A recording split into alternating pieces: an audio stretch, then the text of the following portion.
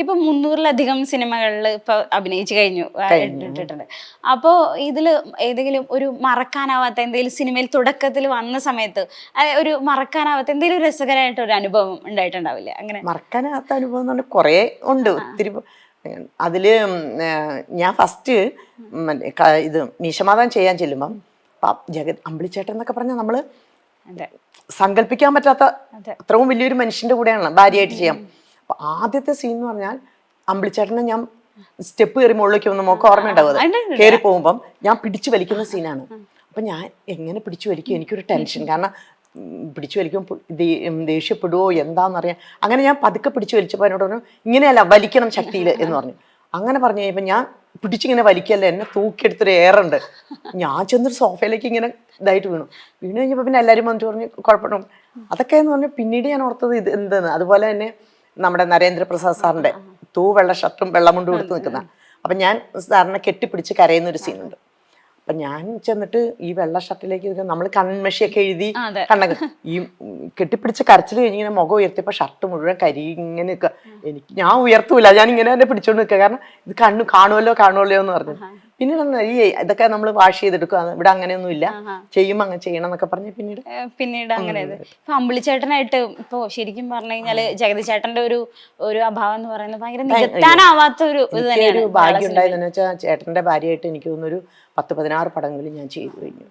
അതിന് ഭാര്യയായിട്ട് മാത്രം, അല്ലാതെ ചെയ്തിട്ടുണ്ട്, ഭാര്യയായിട്ട് മാത്രം അത്രയും പടങ്ങളിൽ എനിക്ക് ചെയ്യാൻ പറ്റി. ലാസ്റ്റ് ചെയ്തത് പറുദീസ എന്ന് പറഞ്ഞിട്ട് ആ പടത്തിലായിരുന്നു. അത് അഭിനയിച്ച് പോകുമ്പോഴാണ് പോയി പിന്നെ ചേട്ടൻ. അപ്പൊ അതിനുശേഷം റിട്ടേൺ വന്നതിന് ശേഷം ഇപ്പം ഞാൻ ഒരു പടം ചെയ്തു ചേട്ടൻ്റെ കൂടെ. ശരിക്കും അമ്പിളിച്ചേട്ടൻ്റെ എന്താണ് മാമിന് എന്തെങ്കിലും പഠിക്കാൻ പറ്റിയിട്ടുണ്ടാവും? അമ്പിളിച്ചേട്ടൻ എന്ന് പറഞ്ഞാൽ അമ്പിളിച്ചേട്ടൻ എന്താ ചെയ്യുന്നതെന്ന് നമുക്ക് പറയാൻ പറ്റില്ല. ഇപ്പൊ സൊലയെന്ന് പറഞ്ഞിട്ടൊരു പടം ഞങ്ങൾ ചെയ്തുകൊണ്ടിരിക്കുമ്പം അതില് മേളിൽ നിന്ന് താഴോട്ടേക്ക് ഇറങ്ങി പോകുന്ന ഒരു സീനുണ്ട്. ഒരു ക്യാമറമാൻ താഴെ നിൽക്കുന്നു, ഫോട്ടോ എടുക്കുന്നു. അപ്പൊ ഞങ്ങൾ ഓടുകയാണ്, ഞങ്ങളൊരു ചായക്കടക്കാരനും ഭാര്യയാണ്. ഓടി പോകുമ്പോൾ ഞാൻ പറഞ്ഞു ചേട്ടാ എന്താ ചെയ്യാമോ ഒന്ന് പറയൂ ചേട്ടാ. എനിക്കറിയില്ല, ഞാൻ ആ സമയത്ത് എന്തെങ്കിലുമൊക്കെ ചെയ്യും, നീ അതനുസരിച്ച് പ്രതികരിച്ചു. ഞങ്ങൾ ഇങ്ങനെ ഞാൻ പറഞ്ഞു ചേട്ടാ ഒരു കുന്നിക്കൂടെ ചേട്ടാ നമ്മൾ താഴ്ത്തു പോണത്, എങ്ങാനും പിടിച്ച് ഉന്തിയാൽ ഞാൻ ഉരുണ്ടു പോകും, എനിക്ക് പേടി. പക്ഷെ ഇറങ്ങുന്ന സമയത്ത് ചേട്ടൻ കൈ കൊണ്ട് ഇങ്ങനെ ഒരു കുത്ത്. അപ്പൊ ഞാൻ പറഞ്ഞു എന്തു കാണിക്കുന്നത് എന്ന് ചോദിച്ചു. പക്ഷെ അത് കഴിഞ്ഞ് തിരിച്ചു കൊണ്ടുവന്നു, നീ അത് പറഞ്ഞത് നന്നായി.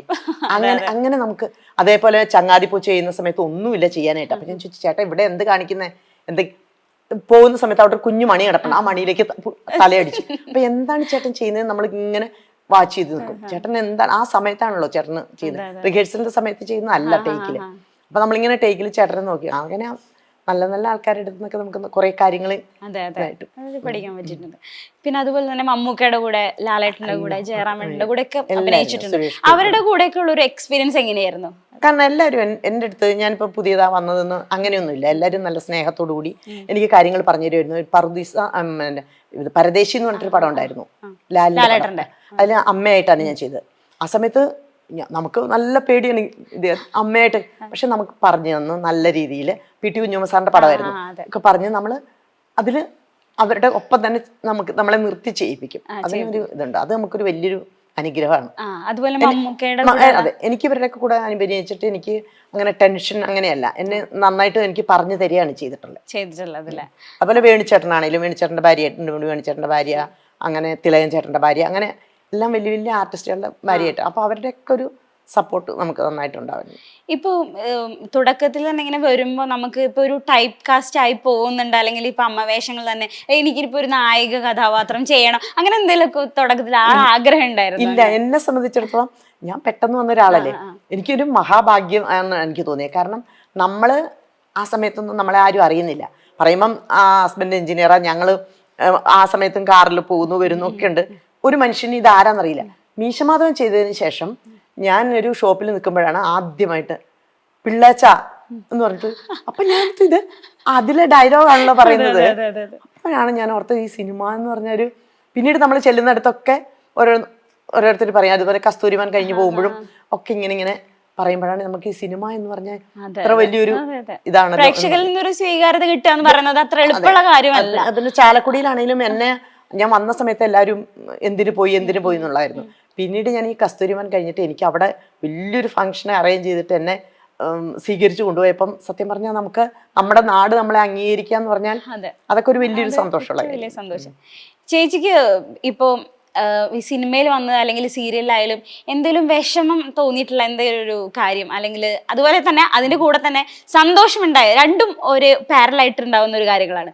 വിഷമമുണ്ടായ കാര്യം ഉണ്ടാവും, സന്തോഷം ഉണ്ടായ കാര്യം. അത് ഒന്ന് പറയാൻ പറ്റുമോ മാമിന്? വിഷമം എന്ന് പറഞ്ഞാൽ നമുക്ക് വിഷമങ്ങളൊക്കെ ഇടയ്ക്ക് ഉണ്ടാവും. നമുക്ക് ചിലതൊക്കെ കേൾക്കുമ്പോൾ നമുക്ക് സങ്കടമൊക്കെ വരും. പക്ഷെ എന്നെ സംബന്ധിച്ചിടത്തോളം എനിക്കൊരു പ്രത്യേകത ഉള്ളത്, ഞാനത് മനസ്സിൽ വെച്ചുകൊണ്ട് നിൽക്കില്ല. കാരണം അത് വെച്ചാൽ പിന്നെ അങ്ങ് ടെൻഷൻ അടിച്ചടിച്ച് പോകും. ഞാനപ്പോൾ ഞാൻ സ്വയം തന്നെ തീരുമാനിക്കും, വേണ്ട എന്തായാലും നമ്മളങ്ങ് വിട്ടേക്കാം, അങ്ങനെ ഞാനത് മാറ്റിക്കളയും. അതാണ് ചെയ്യുക. ഞാൻ എപ്പോഴും കുട്ടികളോടും പറയും, മനസ്സിലത് വെച്ചുകൊണ്ടിരുന്നാൽ നമുക്ക് അത് തന്നെ ആലോചിച്ചുകൊണ്ടിരുന്നാൽ നമുക്ക് ഒരിക്കലും അതിൽ നിന്ന് മോചനം കിട്ടില്ല. അപ്പം നമ്മളത് കഴിഞ്ഞാൽ അങ്ങ് വിട്ടേക്കും. പിന്നെ എനിക്ക് പോക്കിരാജ് ചെയ്യുന്ന സമയത്ത് എനിക്ക് ചെറിയൊരു ഓപ്പറേഷനൊക്കെ കഴിഞ്ഞിങ്ങനെ നിൽക്കുക. അപ്പം ഞാൻ മമ്മൂക്കയുടെ അമ്മ എന്ന് പറഞ്ഞ് ഭയങ്കര ആഗ്രഹിച്ച് ചെയ്യുന്നൊരു പടമാണ്. കാരണം ലാലിൻ്റെ അമ്മയ്ക്ക് മമ്മൂക്കയുടെ അമ്മയായിട്ട് ചെയ്യുക. ആ പടത്തിൽ എനിക്ക് ചെയ്യാൻ പറ്റുമോ ഇല്ലയോ എന്നറിയില്ല. കാരണം എനിക്ക് ബെഡ് റെസ്റ്റ് ഒക്കെ പറഞ്ഞിട്ട് ഞാനിങ്ങനെ ഇരിക്കുക. പക്ഷെ ആ പടത്തിൽ എന്നെ കൊണ്ട് തന്നെ ചെയ്യിപ്പിച്ചു. അപ്പം അതിന് ഡാൻസ് ഒന്നും മര്യാദയ്ക്ക് ചെയ്യാൻ പറ്റിയില്ലെങ്കിലും ഞാനതിൽ ചെയ്യാൻ പറ്റി. അപ്പം അതൊക്കെ നമുക്ക് നല്ലൊരു അനുഗ്രഹമല്ലേ. കാരണം വേറെ ആർട്ടിസ്റ്റ് വന്നു കഴിഞ്ഞാൽ നമുക്കൊന്നും ചെയ്യാൻ പറ്റത്തില്ല. പക്ഷെ അതൊക്കെ നമുക്ക് തിരിച്ചു വരിക എന്ന് പറഞ്ഞാൽ അതൊക്കെ ഈശ്വരന്റെ അനുഗ്രഹം, പിന്നെ അവരുടെയൊക്കെ ഒരു സപ്പോർട്ട്, ഇതൊക്കെ കൊണ്ടാണ് നമുക്ക് നിന്നത്. പഴയകാല നിരവധി താരങ്ങളും അതുപോലെ തന്നെ ആർട്ടിസ്റ്റുകളൊക്കെ ഇപ്പോ ലൈവായി നിൽക്കുന്നില്ല. പലർക്കും അവസരമൊന്നും കിട്ടുന്നില്ല. ഒത്തിരി പേരുണ്ട്. ചേച്ചി ഇപ്പോഴും ലൈവായി നിൽക്കുന്നത്, അതിന്റെ ഒരു കാരണം എന്താണ്? അത് ഞാൻ പറയുകയാണെങ്കിൽ ഈശ്വരൻ്റെ ഒരു അനുഗ്രഹം. കാരണം എന്നെക്കാട്ടിലും ഒത്തിരി കഴിവുള്ള ആൾക്കാരുണ്ട്, ഒത്തിരി കഴിവും നല്ല ആർട്ടിസ്റ്റുകളും വീട്ടിലിരിക്കുന്നുണ്ട്. അപ്പം എന്തോ നമ്മുടെ ഒരു ഭാഗ്യം, ഈശ്വര അനുഗ്രഹം. അതുകൊണ്ട് ഞാൻ ഇപ്പോഴും അത്യാവശ്യം പടങ്ങളൊക്കെ ആയിട്ട് ഇങ്ങനെ നിൽക്കുന്നു, ഒരു സീരിയലും അതൊക്കെ ആയിട്ട്. പിന്നെ ഈ പറഞ്ഞ പോലെ ഷോസ് ചെയ്യാറുണ്ട്, ഷോ കോർഡിനേറ്റ് ചെയ്യാറുണ്ട്. അങ്ങനെ എന്തെങ്കിലുമൊക്കെ ആയിട്ട് ഇങ്ങനെ നമ്മൾ പോകുന്നു. ചേച്ചിക്ക് അവരോട് എന്താ പറയാനുള്ള, അല്ലെങ്കിൽ ഇനിയിപ്പോ ഇങ്ങനെ ഇതുപോലെ ലൈവായി നിൽക്കുന്ന ചേച്ചിക്ക് ഒരു ഞാൻ പറയുന്നത് ഒരിക്കലും നമ്മൾ അത് കിട്ടിയില്ല ഇത് കിട്ടിയില്ല എന്ന് പറഞ്ഞാൽ കിട്ടുന്നവരെ വെയിറ്റ് ചെയ്തിരിക്കാതെ നമുക്ക് എന്താണോ ചെയ്യാൻ പറ്റുന്നത് അത് നമ്മൾ ചെയ്യുക. അല്ലാതെ നമുക്കിപ്പം സിനിമ ഇല്ല, ഇപ്പോൾ സിനിമ ഇല്ല എന്ന് പറഞ്ഞാൽ ഇനി അടുത്ത സിനിമ വരുന്നില്ലെന്ന് പറഞ്ഞ് വിഷമിച്ചിരിക്കുന്നതിന് അടുത്തത് എന്താണോ നമുക്ക് കിട്ടുന്നത് അതിലേക്ക് പോവുക, നമുക്ക് ചെയ്യാൻ പറ്റുന്ന കാര്യങ്ങൾ ചെയ്യുക. അതാണ് ഞാൻ പറയുക. കാരണം ഈ വെറുതെ ഇരുന്ന് കഴിഞ്ഞാൽ നമ്മളങ്ങ് ഇരുന്ന് പോകും ശരിക്കും പറഞ്ഞാൽ. ഇപ്പൊ സുരേഷ് ഏട്ടന്റെ കൂടെ ഒക്കെ നിരവധി സിനിമകൾ അമ്മയായിട്ട് ഞാൻ കാഞ്ചീപുരത്തെ കല്യാണത്തിലൊക്കെ എൻ്റെ മോനായിട്ടായിരുന്നു. പിന്നെ ഇതിലൊരു തമാശയുള്ളത് എന്താണെന്ന് വെച്ചാൽ, ഫസ്റ്റ് ഏഷ്യാനെറ്റിൽ ഒരു പ്രോഗ്രാം ഉണ്ടായിരുന്നു, ചിങ്ങപ്പെണ്ണിന് കണ്ണെഴുതാൻ.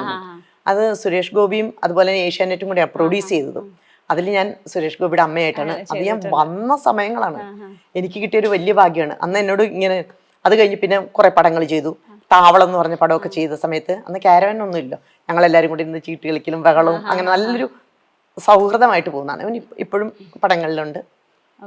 ഇപ്പൊ അടുത്ത് സുരേഷ് ഏട്ടനായാലും ഒരു വിമർശനങ്ങളും അങ്ങനത്തെ വിവാദങ്ങളൊക്കെ ഉണ്ട്. അപ്പൊ അതിപ്പോ ഒരു പേഴ്സണലി അറിയുന്ന ഒരാളെന്ന നിലയ്ക്ക് എന്നെ സംബന്ധിച്ചിടത്തോളം സുരേഷിന്റെ സ്വഭാവം എന്താന്ന് വെച്ചാൽ എല്ലാവരെയും ഇങ്ങനെ ഭയങ്കരമായിട്ട് സ്നേഹിച്ച്, നമ്മളൊക്കെ ചെന്ന് കഴിഞ്ഞാൽ ആ ചേച്ചി എന്താണ് അങ്ങനെയാണ്. അത് ചിലപ്പോ ഇങ്ങനെ പിടിച്ചു പറയും, അതൊക്കെ ആ ഒരു ശൈലിയാണ്. അതെനിക്ക് വേറൊരു രീതിയിൽ എനിക്ക് തോന്നിയിട്ടില്ല.